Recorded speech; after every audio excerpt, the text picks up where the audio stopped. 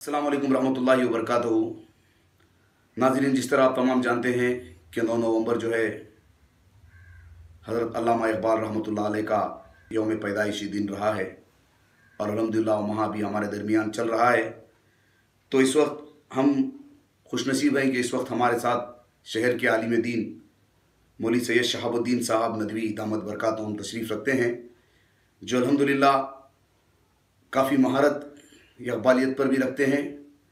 और चूँकि आप लखनऊ से फ़ारिग होकर आए हैं, तो जिस तरह आप तमाम जानते हैं कि लखनऊ जो है उर्दू का गहवारा रह चुका है।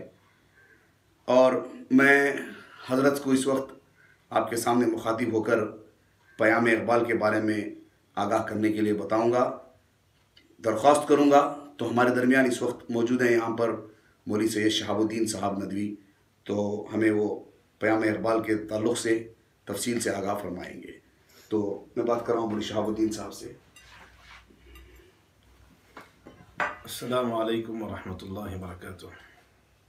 मोहतरम नाज़रीन और मुअज़्ज़ज़ सामईन, ये हमारे लिए खुशकिस्मती की बात है कि इस वक्त हम सर अल्लामा इक़बाल अलैहिर्रहमा ग्रुप की मुनासिबत से आपसे मुखातब हैं।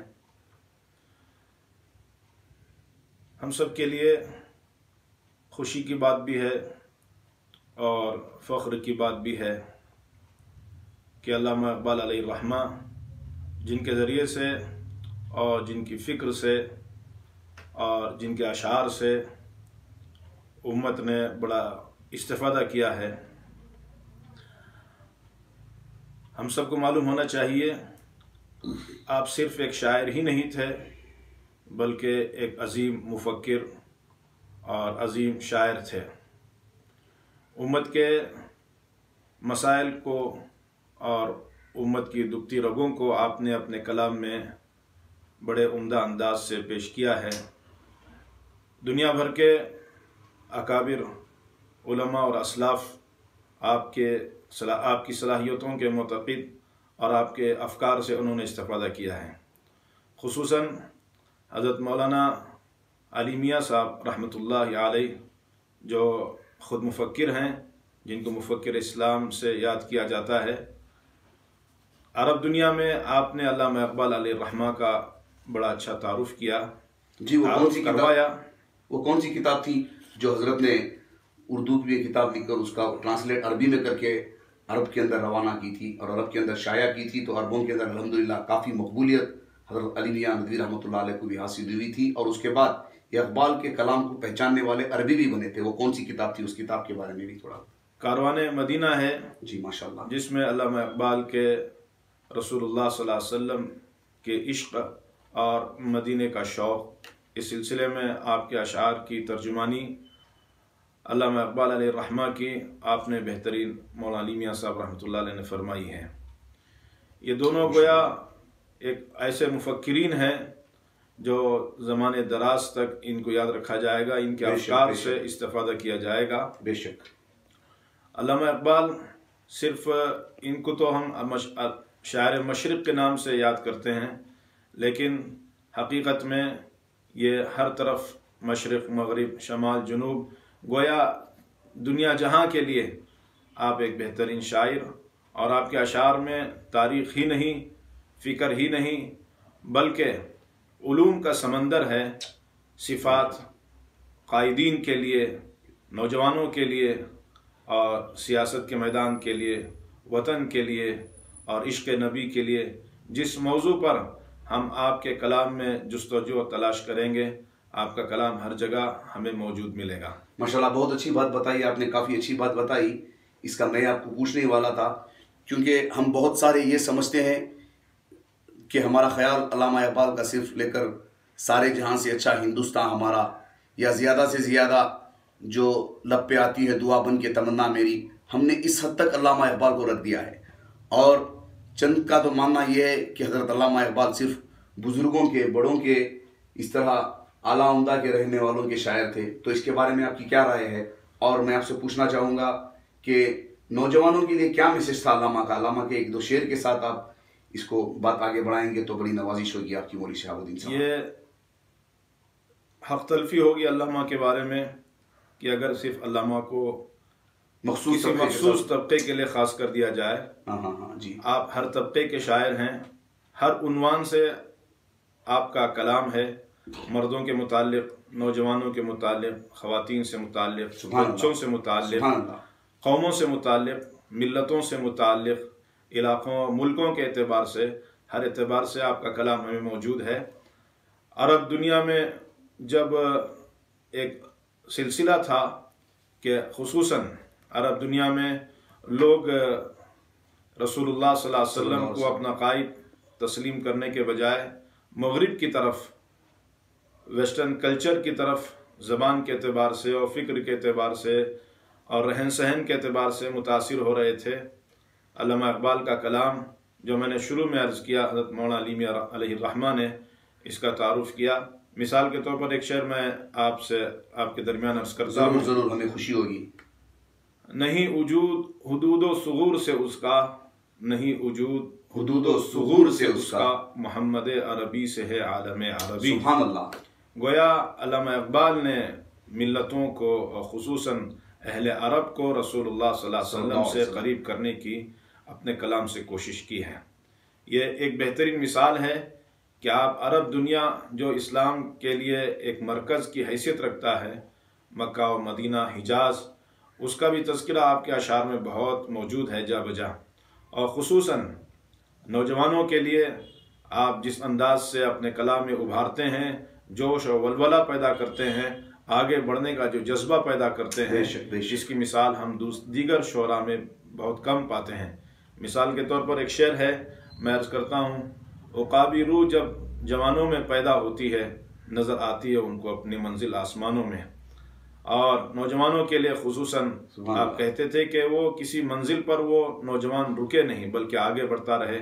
नहीं तेरा नशेमन कसर सुल्तानी के गुंबद पर, नहीं तेरा नशेमन कसर सुल्तानी के गुंबद पर, तो शाही है बसेरा कर पहाड़ों की चट्टानों में।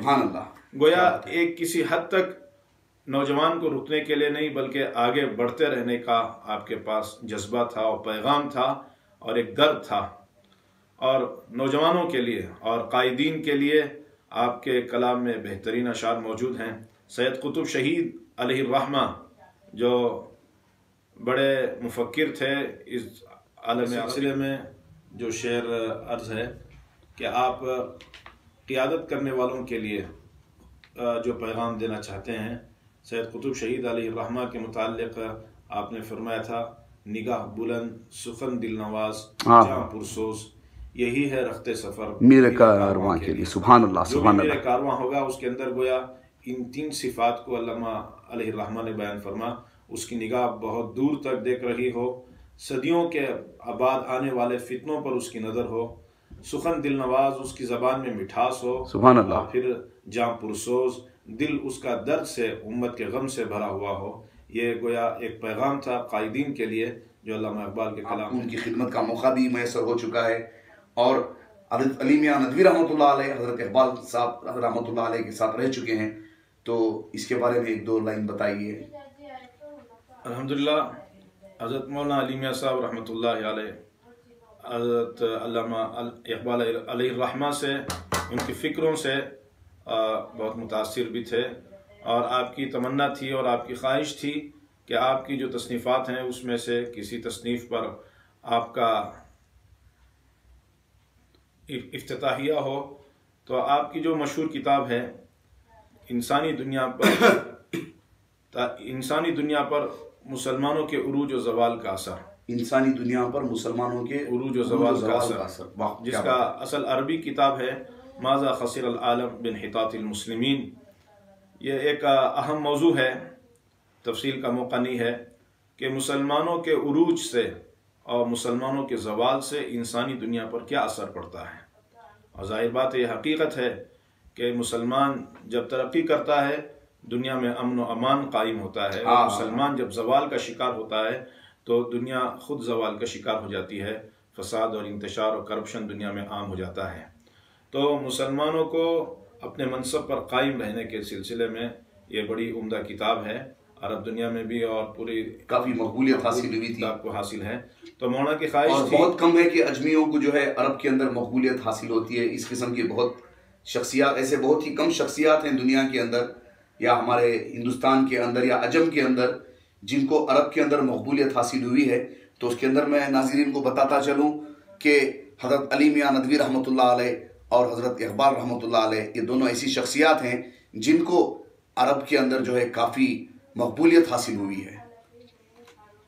तो मौलाना की ख्वाहिश थी कि उस किताब पर इफ्तिताहिया और गोया तमहीद और मुकदमा इकबाल अलैहिर्रहमा के ज़रिए से लिखवाया जाए। तो आप उन पर किताब भी पड़ोस के मुल्क में पहुंचाई थी, लेकिन ये तौफीक और ये मौका ना मिल सका कि अल्लामा उस किताब पर अपना मुकदमा लिख सकें, क्योंकि आपकी वो ज़िंदगी के गोया आखिरी अय्याम थे और मौलाना की ज़िंदगी का वो गोया एक आगाज़ था। तो ये गोया मौलाना इससे अंदाज़ा कर सकते हैं मौलाना अली मियाँ रहमतुल्लाह अलैह अल्लामा इकबाल से बहुत मुतासिर थे और आपके फ़िक्रों से बहुत करीब थे। और इसी बुनियाद पर आपके अशार से, अल्लामा के अशार से हज़रत ने बहुत इस्तिफ़ादा किया है और अपनी किताबों में जगह जगह आपके अशार से सहारा और तज़किरा किया है। बच्चों के लिए कोई शेर हज़रत अल्लामा इकबाल का, बच्चों की नसीहत के तौर पर बच्चों के लिए कोई शेर? बच्चों के लिए मुस्तकिल बहुत कुछ कलाम है अल्लामा इकबाल के।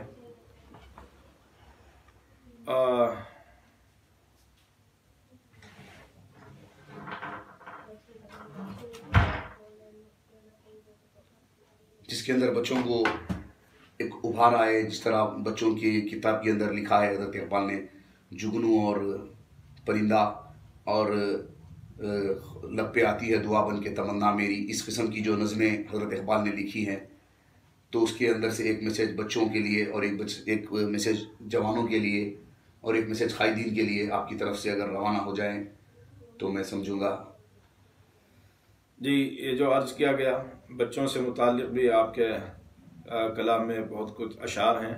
लब पे आती है दुआ बन के, ये जो मुस्तकिल नज़म है, इसके पढ़ने से बच्चों में इस्लामी जज्बा और इस्लामी बेदारी पैदा होती है। अल्लाह हम सबको इसकी तौफीक दे।